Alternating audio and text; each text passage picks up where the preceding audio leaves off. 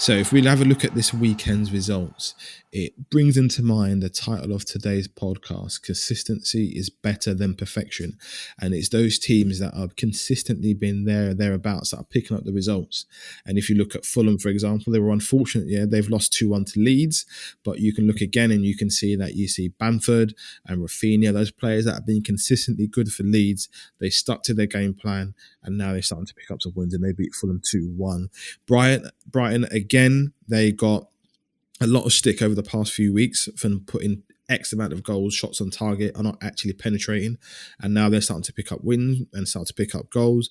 We even got people like Danny Welbeck, who was the source of a lot of enjoyment last week's podcast. He's popped up and got himself a goal, so their consistency has paid off, and Newcastle's inconsistency is starting to show through. And yeah, with Grealish not being at Aston Villa, they're starting to show that maybe, they are a bit of a one-man team, because they lost 2-0 to Tottenham, a team who, on their best day are still not even good enough to beat Villa, but they did, and hats off to them. That was such a 50-50 game. It was such a 50-50 game. It was, but I just think if you're losing 2-0 at home to Tottenham, you've got problems, because that's not a team that beats you 2-0. They're just horribly defensive, and it's horrible to watch. But anyway, we move on to West Ham Arsenal, and again, that's why I empathise with Arsenal fans, because being a United fan, this is the key. This has summed up our season: consistency being better than perfection. You've got two teams that are trying to return back to what they know best: winning ways, trophies, fighting for leagues, fighting for titles, all of that stuff. But we can't even get the basics right. The consistency is not there. Last week we were talking about, Chris, one of your very famous, quotes from last week was about the first time in a long time you couldn't question the winner of a derby, and how you'd got so many things right. And then a week, 7 days later, you go and play West Ham. And let's be honest, yes, they're in a bit of form, but it's West Ham. And it's inexcusable to 3-0 down at half time when you've got, man like Jesse Lingard just running the show. It's inexcusable. So as an Arsenal fan, what's worse? The fact, are you pleased that you came back and you showed that attitude, or should you have never been 3-0 down in the first place? Both.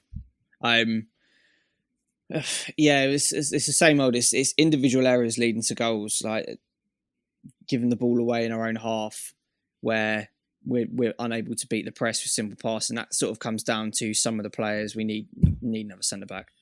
We need a strong commanding, first name on the team sheet type centre back. I suppose all teams do, really, but we've needed one for the longest time. It's still the case now. And then the second goal, kind of, you never turn your back on the ball. Never. Like it's schoolboy stuff. Schoolboy stuff, really is. And then the third one, kind of like header bombing in. But then the reaction after the third winning was actually very pleasing. Like, this team has shown they've got some spirit in them. And we were by far the better team for the last hour, and we were perhaps unlucky not to win it. But yeah, we should never be going 3-0 down, especially at West Ham. An interesting stat, actually, which kind of shows that there is progress, is that since Christmas, only City and West Ham have earned more points in the Premier League than Arsenal. Yes, double S. Busting more. Yeah. Stats. 12 games. Is in the 12 games, 3 losses, but 7 wins and 2 draws. Like, that is progress. And I think I said in the last pod that we have been infinitely better since the new year. But this team, it's definitely getting better under Arteta, but we just, quite frankly, need better players in it. Like, Odegaard is, whatever we can do to sign him. If it means selling one or both of Aubameyang. The suggestion is he's asked his agent to get the deal done. He's happy. If he's happy and we can afford it, that's an good news for you, man. No-brainer. The kid is dynamite. And no disrespect to Arsenal and no disrespect to him. I think that is his level. Not in a sense of I'm suggesting that you guys are bad, but his level is being in a team where he can be. I completely agree. At Real Madrid, he's not a big enough name to demand that much. No, he's the guy. He's clearly the quality midfielder there in a team that are on their way back up to greatness, as opposed to a Sociedad who kind of just hover around mid-table, not really doing anything, not really saying anything. And Martinelli all floating around in there. It's going to make me purr. That's a very promising future. Yeah. I don't think he's a Man City type player where he comes in and takes over from De Bruyne. He probably could be, I don't dispute that. I just think at the moment, once he settled down from this wonder kid tag and actually plays, because he played very well at Sociedad. He was a very decent player there. But I think chipping he in needs with a home. goals, getting kisses, Yeah, he needs a home, dictating, doesn't and he? he looks happy. He needs to feel appreciated and fans, and maybe you've got that at Arsenal. I think the fans love him already, which is unanimously. Bro, do you know what? I'm just glad that Lingard didn't bust a milli rock or a moonwalk, bro. I'd have lost my nuts. His goal was pretty. It was a very good goal. But I'm just glad he celebrated. I'm glad he celebrated normally, bro. Because when he done the moonwalk and the milli rock, like, yeah, his career did go downhill from that moment. Yeah, 100%. We can trace it back to that. Yeah, trace it back to that. But no, you got to wish Jesse well, man. Like he's had a lot of stuff. I want to see a lot of stuff in his personal life that we didn't know about, and he's conducted himself well, and he's kept it all kind of quiet. He's taking his opportunities. He's taking his opportunities. It wouldn't surprise me if he goes I want him to do. Goals. It wouldn't surprise me. As a United fan, I want him to do well because I think he did lose his way. I think there was a little bit of time where, yes, things were hard for him, and part of that meant his focus wasn't on football. I don't think that's what got him out of the United team. What got him out of the United team is, unfortunately, the thing that happens to most big players is you start to think that you've got the juice and not the sauce. Yeah. And ultimately, when you drink your own juice and you realise very quickly it's done, you've got nothing to fall back on. I think Paul Pogba is one of those players that are just on the brink of having sauce, because actually, when you need him to do a performance, he tends to pull up, to show it's not just the odd time here and there. And I think juicy. I think listen, don't ruin the analogy. I'm not sure where else he goes. I think you are stuck with him, and I think he realises that as well. Who, Lingard? No, Pogba. I don't think anyone takes him now. Yeah, he other than PSG, we've been hearing. I just think, when Lingard he was in the England team, pivotal player in the World Cup, and was firmly had that position sewn up, for United.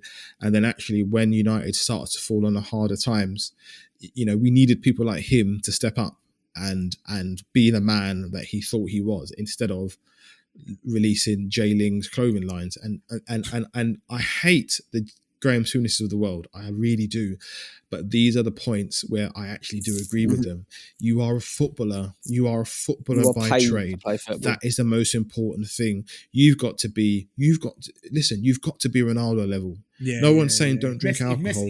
No one's saying don't go and enjoy yourself. But you are a footballer. That is your job. I think it was Ince or Wright who said that. Ince. That is your job. You need to be so. Listen, there are so many people, me, myself included, when my boss is sniffing around me, the fear of losing my job is enough to double check what I'm doing or make sure I'm doing it to the level I should be doing it. And when you're a footballer in Lingard's position and you get paid that kind of money and you let the juice go to your head, then next thing you know, there's nothing to fall back on. But all that being said, like I said, I've got a lot of love for the guy and I really want him to do well. And boy, we could have used him on a weekend, because I'm going to say very little about this United game because I'm just furious. I mean, we looked at the 6th round of the FA Cup. Chelsea went through with a comprehensive win over Sheffield United 2-0. Bournemouth couldn't beat Southampton, and Everton couldn't beat City. So and you freeze in these big moments, and it's I can't even describe it. I think for me, it showed me two things. One of them is Leicester are a better side than ours, even though we've got better players, even though we've got more expensive players. I think they are a better side. They're better coached. They're better managed. And that came across so clearly when you're talking about this fight for second and third. We might pit them to second, but they are by far a better side than us, and there's no shame in losing to a better side than you. If you beat them in the Prem, it would be because of squad depth, not because of quality of first 11. Yeah. I think I can accept that. You take those one on the chin. But the thing that I can't take, and which is why I'm going to make this so brief when I have this conversation about United, is just the fact that lots of pundits talks about it being flat, and you can't complain. You can't say it's fatigue. You can say it's fatigue. I'm not going to say it's fatigue, but you can. Because when you're fighting on all fronts, it is tough, right? But that wasn't why we lost. We lost purely because we didn't do the basics right. The consistency, like you've got these Leicester players keeping their shape, fighting for every ball, closing players down, playing the press. And then when United on the opposite side, I don't know what Solskjaer does. I don't know why we're the only team in the top half of the Premiership that don't play a pressing game. We do no pressing whatsoever because we're expecting to then pick the ball up and set off on a counter-attack. It's insanity. You can't keep playing that way. You've got to adapt. And I just think it was just another example of how we are just tactically inept. And he got his kudos because we got through against Milan, and he got his kudos because we beat Pep. But boy, did we get shown up in that game. Boy, did we get shown up, and how you've got a plaster rubber band defence, and how that's just not good enough. You've got to buy a centre back, man. You've got to buy a centre back. Do you know what? I want to talk about happier things because I can't talk about this. Right, let's move on. Let's move on to our top 5 midfielders. Now I'm gonna disclaimer now. I couldn't get it down to 5. I'm gonna do it in the moment.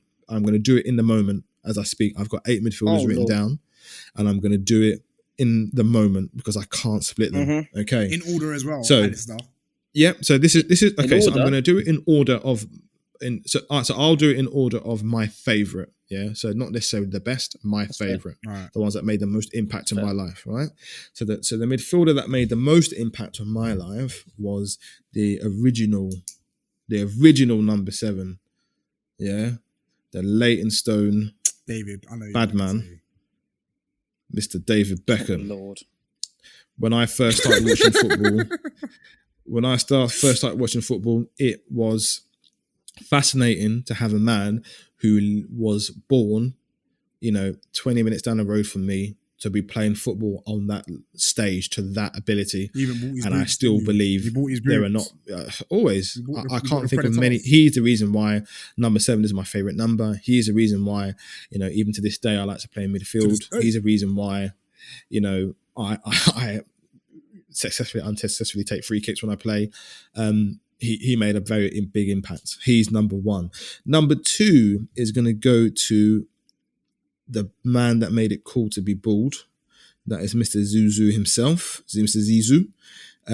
I just don't think in an age of pacey, skillful players, you can't take away just how subtly beautiful the way that Zidane played football. It was so subtle, the way he played, the passing, the skills, the vision. It was just the stuff. You bottle that stuff up and you try and teach it to youngsters. A dying breed of a midfielder.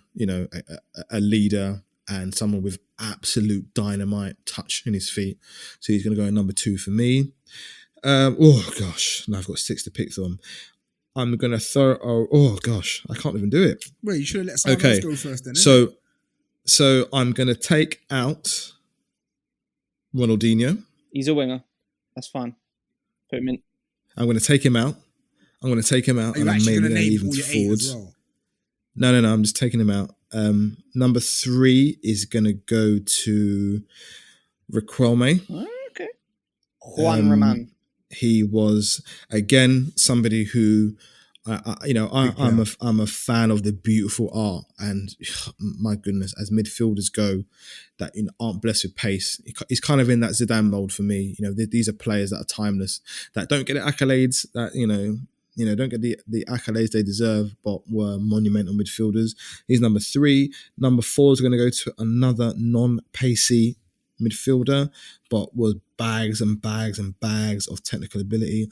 That's the Ginger Pele himself, Mr. Paul Lino Scholes.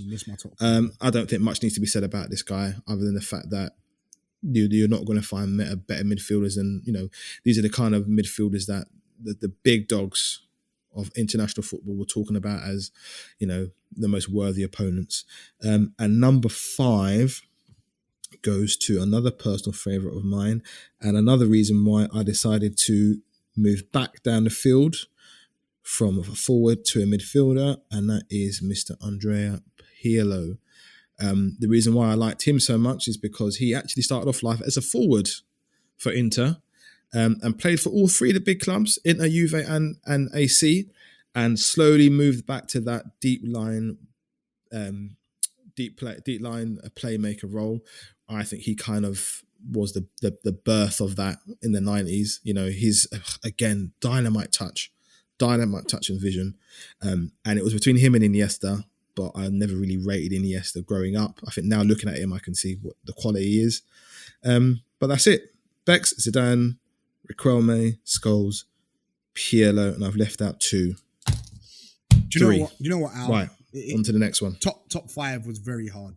These top 5 midfielders and strikers are going to be the hardest ones. We've got to do wingers as well. Just want to say again, like, share, follow, leave a comment. If you've got your top 5, let us know. Al, before we go on to me and Chris's, I've got a few listeners ones to shout out. So I've got your brothers in front of me, actually. Big shout to Chris from Essex, Alistair's Audio Geeks brother. So he has Brian Robson as 1, Makelele, Roy Keane, Ronaldo, that's Cristiano, and Vieira. Who was the first one? Oh, sorry, mate, I've just lost the list. Brian Robson. I thought you said Brian Wilson. Who's Brian Wilson? No, Brian Robson. Adrian, my boy from Southeast London, his one was interesting, actually.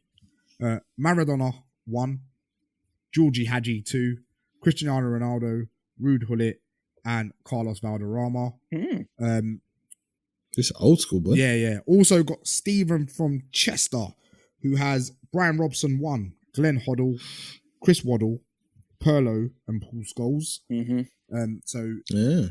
Keep sending them in. Obviously, next week is top 5 strikers, which is going to be bang hard. And I've had some. I think we need to split that. It's got to be top 5 forwards. Yeah, we need to do wingers strikers first. Okay, wingers first. All right, wingers. We'll discuss that off here and sort that out. And I've also had a suggestion for another top 5 because you guys seem to be liking the top 5. So top 5 hated players that you hate, and top Luis Suarez #1. Top 5. What was the other one that I had? Sorry. And top 5 hard men. So I think we could easily do that as well. So top 5 annoying footballers and top 5 hard men. So we'll do that after we've done our top 5 players. At the end of the season, we'll do our top 5-a-side team. So amalgamation of all our top 5 that we've done over the season. So I'm going to go with mine. Only one player out. We've only shared one player this week, which is surprising. So my top 5 midfielders for the first time, I have no English players. That's a shocker for me.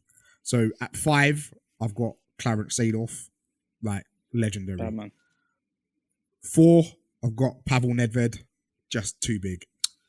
Boy, Chris, I thought you weren't a Pavel Nedved fan. Yeah, Chris ain't a Pavel Nedved fan. I'm just going to breathe. Concentrate on my breathing. At 3, I've gone Ronaldinho. Like, for me, he's a midfielder. At 2, I've gone Luis Figo. And he was there for me. Figo was big. And then he was there for me, at 1, I've got Zinedine Zidane. Like, I can still remember the Bayer Leverkusen Champions League. That volley, that left foot volley. Was it in Scotland? Left foot volley. Park, innit? Left foot volley. All I heard from nowhere. All I heard was Fat Joe lean back and a top corner. I was like, no, big goal, big goal. Listen, and actually, I've got a lot of time for your Luis Figo one because he wasn't on my 8. He was one of the people I looked at, and the reason why I just think. Is he a winger? Is he a winger? In that era, I'd happy with him being a midfielder. I think in that era, it was very rare, unless you were in Serie A, it was very rare to play for the top teams. Yeah. So you look at most of the big players in Serie A, they all played for Juve, AC, and Inter. Yeah. And in our league and in La Liga, that was unheard of, completely unheard of, all of them from Vieira to Inzaghi, they all had absolutely no loyalty. But in our day and age, to see players go from rivals and still be arguably best player in the world in his position or one of the best player in the world, come on. You've got in today's game, you would never see that. The balls to go to the rivals and still don it. Apparently, he didn't really want that move. Apparently, he used it as a bargaining chip to get a better contract, and they called his bluff. And They called his bluff. Yeah, Well, there you go. What a bluff then, eh? Because that guy, other than in terms of midfielders, Portuguese midfielders, other than Rui Costa, if you don't I can't believe think of many me, better. have a little look at his unveiling at his press conference and look at the man's face. He didn't look happy, did he? Look at the man's face. Happy. Say no more. He had resting beef. That is not a happy guy. He's not grinning. Yeah, he wasn't happy. But you know what though? For me, Figo was brilliant. This could have been a top 5 list quite easy. I really enjoy the top 5 that we're doing at the moment. So please don't forget, if you want to send in yours, send us yours. Like, share, comment. Chris, go on, hit us with your top 5. Right. Yeah, take us home. With your Right. top Okay. 5. I'll do this in reverse order. So at number 5, Xavi, the guy, Mr. Hernandez, Mr. Metronome, kept it ticking over, never lost the ball. Was a great vice captain at Barca. Without him, that Barca team that won everything and was the best wouldn't have been the same team. Number 4, Al, cover your ears, Steven Gerrard.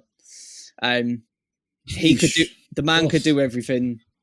He carried Liverpool. He carried Liverpool for a decade. Admittedly, he had that horrible slip in that Palace game, but honestly, Istanbul, that FA Cup final against West Ham, like the guy was just a monster, an absolute monster in terms of technical ability, work rate, mentality. The best all-round English midfielder I've ever seen play live. Bearing in mind I'm just over 30, so yeah, that's why you sort of Brian Robson, etc., isn't in that list for me. But yeah, a monster. Number 3. Yeah, Brian Robson's made a few lists today. Sorry. Number 3, Al, when you said this, that you didn't rate him, I couldn't quite believe my ears, but Mr. Andre Iniesta. The best way. No, do you know what? So no, sorry to interrupt you. It's not that I didn't rate him. I think Grave and I have Grave and I have a mutual friend in common, Oaks, and Oaks was a big Barca fan back in the day, massive. And used to go on about Iniesta, and I used to think, I don't know what you are talking about. This guy is just bang average, but what I will say is, as the years went on, my goodness, did he not prove his worth? I think in the early days, I could not see what everybody else saw in him, which is why he's on my list. He just didn't, of my 8 midfielders, he's on that list. He made my short one list. of the best things that I can think to say about him is there's like a famous interaction. I watched it on a Barca documentary between Pep, who just retired, and Xavi, who was just coming into the first team, and they were watching the youth team game. And Pep said to Xavi, said, you'll retire me, but this kid will retire both of us. And Iniesta, like, it's just, I mean, obviously he had everything. He had everything, like tight spaces, dribbling through centre midfield. No one I don't think can say that anyone's done it better than him. Like, he never lost the ball. I don't think there was a better pairing. He never lost the ball. He never lost it. And he turned up in every big game. He scored that World Cup winner, didn't he? Like, he was always the man. Yeah. You could play him wide left, sort of like as a false winger. You could play him as a 6, play him as an 8. You could probably even play him as a 4 because his anticipation reading the game was that good. Number 2, my hero, my Donny, the guy that Arsenal replaced, Mr. Patrick Vieira. He was more than just a 4, a holding midfielder. He was a legitimate box-to-box. And he was the big, strong, tall guy that stood up to Roy Keane and would battle and have a scrap and win headers and put in tackles and lung-busting runs. But he would also go and score goals like he did against Liverpool, where he'd play a cute 1-2 and then dink it over the keeper with his weak foot. Like, he had absolutely everything. He was technically massively underrated, and he was a monster of a captain. The way he treated us. Just didn't like the way he treated us. Well, apparently, they call him the the Emirates. They call hm the Black McTominay. Yep. I've heard that. It seems right. Really? Yeah, at the Emirates. Yeah, that's what they say. Greg, go see yourself out. I'm not really. Number one. And we've all said him, Zizi.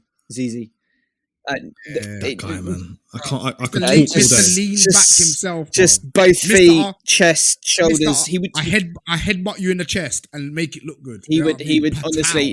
honestly. He would just stroll through games and be the best player. There's a friendly either pre or post World Cup for France, Brazil, and he was just the names of players on the pitch and the level above everyone that he was at comfortably, and just strolled his way to man the match.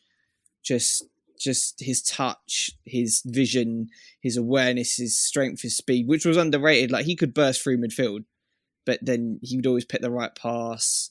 Just, he saw the game in zeros and ones, and technically probably the best that I've seen with both feet.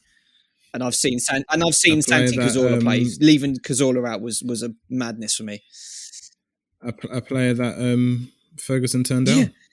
Yeah, I mean, he sold Jack Stam too quick, didn't he? And he missed out on Neuer, so he has made his mistakes. He saw him at Cannes, I think, and opted not. He was offered to us, and he opted not to sign him.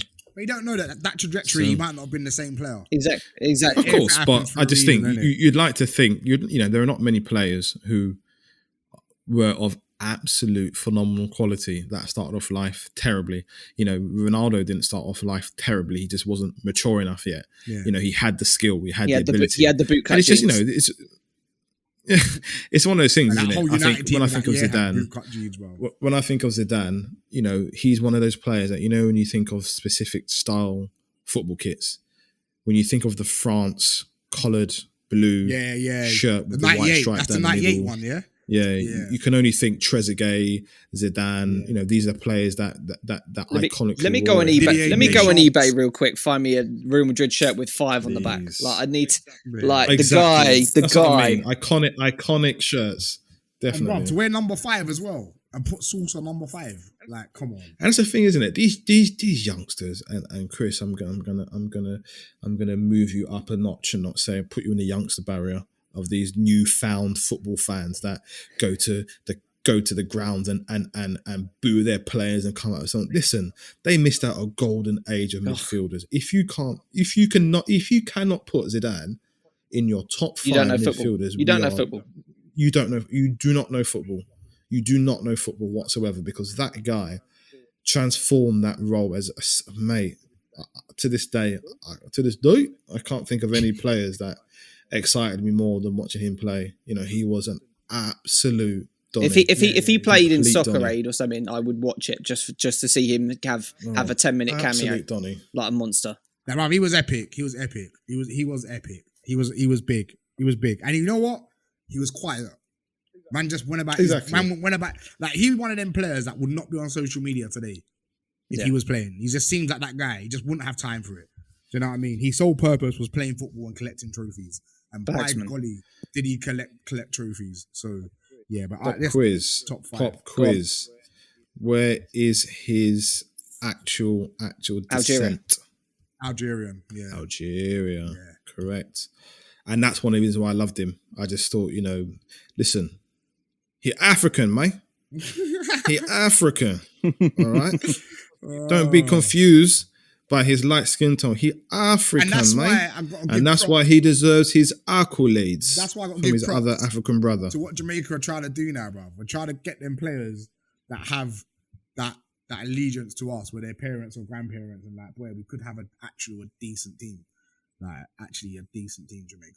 After this conversation, there's a good chance my next son is going to be named Zinedine when he's born. Yeah, I'd like to see Rosa go with that one. You know what I mean? There's a good chance that might happen. Well, that's a bad man name. Yeah. Good. So yeah, there you have it, guys. I think your mum was gonna call you Goater after Sean, but like she allowed after you, I think.